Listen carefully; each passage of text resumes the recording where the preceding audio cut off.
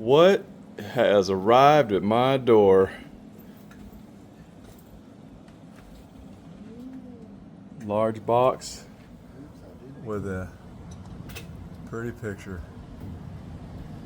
Let's find out what's inside, guys. All right, family, here we go. So this is the Baja Hobbies T-45. It has a 3.1 liter fuel tank. Some nice little panel details on it. Nice panel details here.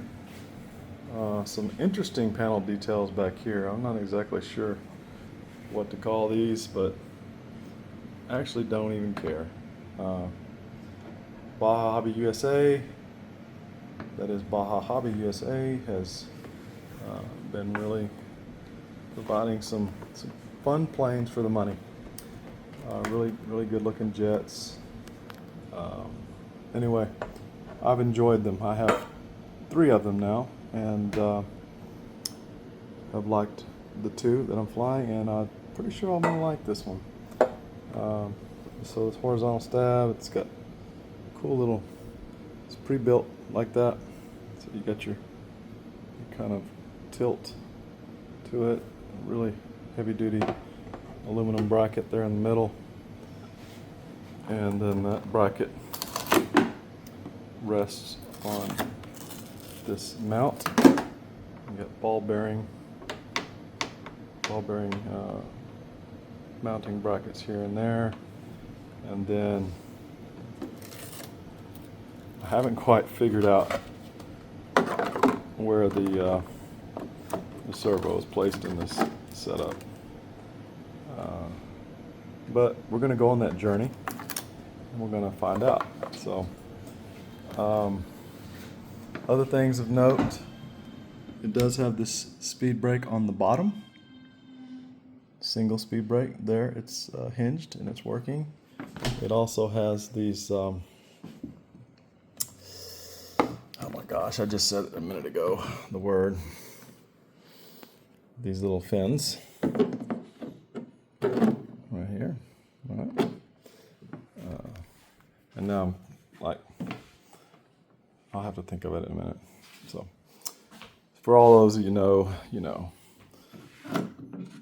So there's the inside thrust tube. Some lighting, not a lot. There's no top marker lights. There is a bottom marker light. There's a wingtip light, and there's a nose tip light. So here is the front of the plane, and it's a really long jet. So at least a little over 8 feet would be 2.5 meters. And just give me 1 second. Let's set this thing together. So if I set it together, you can kind of see just how big this thing is. So let me see if I can get it out here. There we go. So I'm going to stop right there and then go to a different aspect. So here you go. Went to a kind of a wide aspect on the phone, and that helps you to see just how big it is. Beautiful.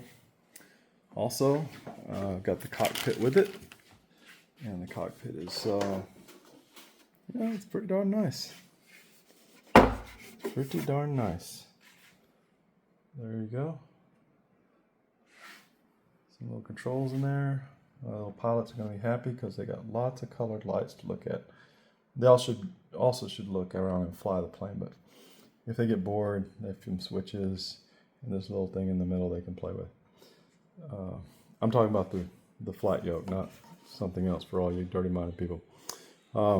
Anyway, cockpit, as you can see here in the background, comes with full body bag, full wing bags, 2 little small bags for the horizontal, and 1 bag, of course, for the vertical flight surfaces. The bags have this kind of Beautiful stitching on there. Let me show you that. So they're really thick, but soft bags. It's a T-45 meter Hawk, and then Ching Chong Jet. Not exactly sure how to say that. Hongjiang. I'm sure they're an amazing company full of wonderful people. Little place to put the carbon fiber dowel rod, and I was glad that it was laid up carbon fiber and not some little janky piece of aluminum. So there you go. One of the things I always look at on these, on anything, but you know, how well do the flight surfaces, the control surfaces work? And you can see that this one freely moves. Hinge gapping is decent, so I would say that's a plus.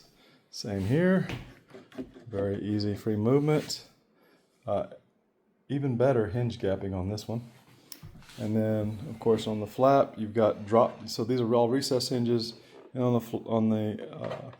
the flap you have drop hinges which are on the bottom. You could fashion some more scale covers for those if you wanted, but they drop down in a more scale fashion, and then of course come back up. And this wing is very, very heavy. So you got some vortex fences. You got a little fence here and some vortex generators along here. I forget the correct name for that, but it's something fence. Anyway, so this is just it's made into the wing. It's not something you add on. It's built into the wing. It's laid up or epoxied in before they painted it. So you get your kind of standard nose gear fare, JP, some lights. There's also I think there's lights on the landing gear. Yeah, there's a light. So you got lights on all the gear, and you know, some decent gear covers. I mean, this thing's open and it doesn't have like a pants or anything on it, but so what? Looks great. A little light controller, handy dandy light controller. I've got one, the same, looks like the same controller that's on the 16. Works pretty darn good, actually. The lights are bright. There's actually 2 diodes on the end of this wing, so I'm thinking it might be pretty bright.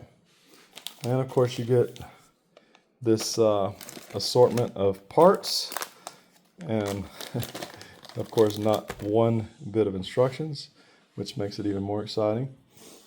But you know, if you've done this enough times, most of the time the instructions aren't worth a hoot anyway, so who cares? I'll work through it and it'll be perfect. But yeah, I'm pretty sure this is for the horizontal. Large piece probably sits right up in here, and not exactly sure what servo mounts, but that's going to be the funnest part of this project, is getting that worked out. Other than that, you know, it's pretty big, and I mean, I love the size of it, and you know, like these are really raised here, and they feel kind of real and authentic. And these little gusset plates that are in the corners here and like here. They're nice touches, really. And so I'm looking forward to walking through the different aspects of this model. There's a little plastic lens that goes on here, and of course a pitot tube that can go off and on, and this would be a great place to put an actual real pitot tube, should one be inclined to do so. I'll have to think on that. Another thing that's really nice is these access doors. So kind of makes it easy to get up in there. It's got kind of battery holder set up in that in the front, and of course this side does the same. It's just got a magnetic catch. You can see more mounting places for batteries, and then they just close. very easily. So that's what's going on there. I don't know what else to show you, but as I start working on it, putting it together, I'll do build series on this one, of course, and you guys can all kind of go on that journey with me if you feel so inclined, and I'll walk you guys through everything that I'm finding on this jet, and maybe you'll want one too. I'm kind of excited about this, and again, the scale of it is just superb, and I have just found that these larger jets are just easier to fly. I mean, yes, there's a little more commitment on several things, but honestly, like this Baja Hobbies Goshawk, and they have the Bay version and the Marine version and several kind of Bayhawk type paint schemes that you can get with this. This is about the same price as that Hangar 9 one, guys, and this is a composite jet. And so before I bought a balsa and a covered jet, I would always buy this composite jet first. So if you want a large jet, if you want a 2.5 millimeter, an 8-foot size jet, I think the Hangar 9 they want a 160 on it, but they're very close to the same size. But this is not covered. This is actual balsa. I mean, this is actually composite, and you know, there's the ripples on the side of the airframe, you know, and very well pronounced. There's just some really beautiful details. There's a lot to love here, and especially for what you get for what you pay, all day long, guys, all day long.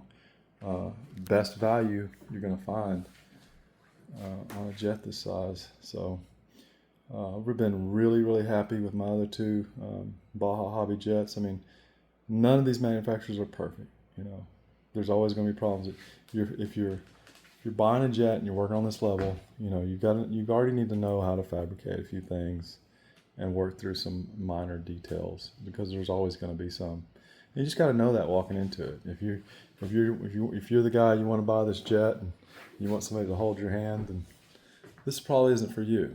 But for everybody else, great value. I'm pretty sure it's the best on the market in terms of return on scale and just quality for what you pay. I haven't found anything better, and that's why I keep getting these jets, guys. Here's another nice little detail I didn't mention earlier. Check out this antenna. I was like, oh, that's cool. It's just laid up right into it. I was like, it's just nice, you know. Are you gonna take this to a scale competition and win something? No. But you want a nice, beautiful, easy to fly scale jet. This is probably your bird, man. So anyway, enough with the sales pitch, right? Let's just put it together and see how it flies, and that's really is going to be what matters.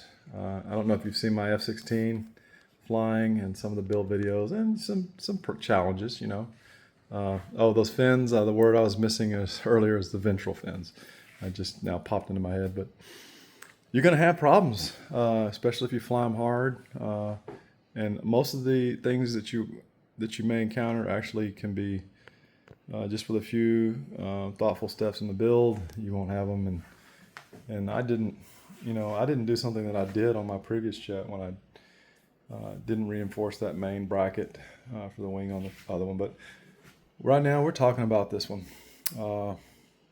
I'm pretty excited about the jet. Basically, there's a lot of good componentry here. There's a lot of cool parts of the wing bags, the cockpit, some really interesting details on it. It's just a beautiful looking thing, and I can't wait to get it up in the air. I haven't decided what engine I'm going to fly on this. I think I'm going to look at the final weight. I don't really like that plastic fuel tank either, so that may be something I change out as well. But I mean, it's big, but it's light. So I mean, I may actually move the 190 from my F-16 into this plane, depending on the final weight, and put a slightly larger engine in the 16. We'll see. The 16 flies great on the 190 actually. So it's maybe both of them have 190s. I may be the 190 guy. But we'll just see how it progresses, man, as we build it. All right, guys. We'll talk to you later.